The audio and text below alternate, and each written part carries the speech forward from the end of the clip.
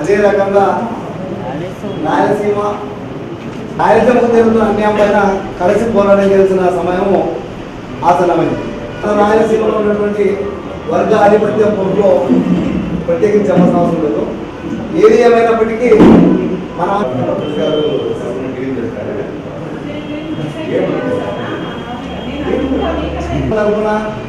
Chandrasekhar sir ఒక చెప్పాలంటే sir కూడా నాకు చిన్నప్పటి పరిచయము. ఎందుకంటే వాళ్ళ అబ్బాయి న్యాయ నిపుణులు కాబట్టి చట్టం నుండి రుసుగుని లేకపోతే ఏ రకంగా చేస్తే మనం చేసుకోవచ్చో నాకు ఈ గత కొద్ది రోజుల నుండి చాలా బలమైనటువంటి మంచి మిత్ర బృందం ఏర్పడింది. అందులో ముఖ్యంగా నాగార్జున ఈరోజు కర్నూలు నగరంలో రాయలసీమ నిర్మాణ సమితి కార్యాలయాన్ని ప్రారంభించాలని చెప్పి చాలా సంతోషిస్తున్నాము. కార్యాలయం ప్రారంభించడానికి ముఖ్యమైన ఉద్దేశం ఎందుకంటే ఇంతవరకు ఉద్యమాలని మేము ప్రజలకు తీసుకెళ్ళాము, కానీ మా మిగతా సహచర మిత్రులతోటి ఉద్యమకారులతోటి కూర్చొని మాట్లాడడానికి ఒక విస్తృతంగా ఒక వేదికగా మేము ఈ కార్యాలయము ప్రారంభించడం జరిగింది. ఇంతవరకు సమైక్యాంధ్రలో కానీ లేకపోతే తెలంగాణ విడిపోయిన తర్వాత కానీ అంతకుముందు శ్రీకృష్ణ కమిటీ తేల్చి చెప్పినా కూడా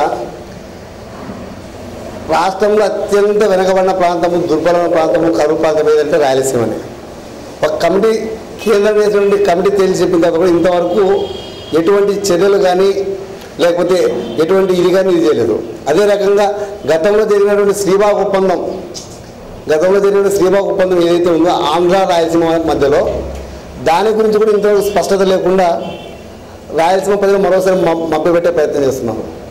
సో అందుకోసమనే మేము ఒకటి నిర్ణయించుకున్నాము, శ్రీబాగ్ ఒప్పందం ప్రకారం రాజధాని శ్రీకృష్ణ కమిటీ తేల్చి చెప్పినా కూడా పట్టించుకోవడం లేదు. ఇక నుండి కృష్ణానది జలాల్లో నికర వాటా రాజధాని ఇస్తే ఆంధ్ర వాళ్ళు మాతో కలిసి ఉండొచ్చు, లేదంటే ఇక మేము రాయలసీమ రాష్ట్రాన్ని 2020 సంవత్సరంలో ఖచ్చితంగా మేము సాధించుకొని తీరుతాము. ఆ దిశగా మేము మా ఉద్యమాన్ని మా తోటి ఉద్యమకారులతోటి సహచరులతోటి ఆలోచన చేసి ఈ రాయలసీమకు జరిగిన అన్యాయం పైన నిరంతరం పోవడం కొనసాగిస్తామని చెప్పేసి తెలియజేస్తాం.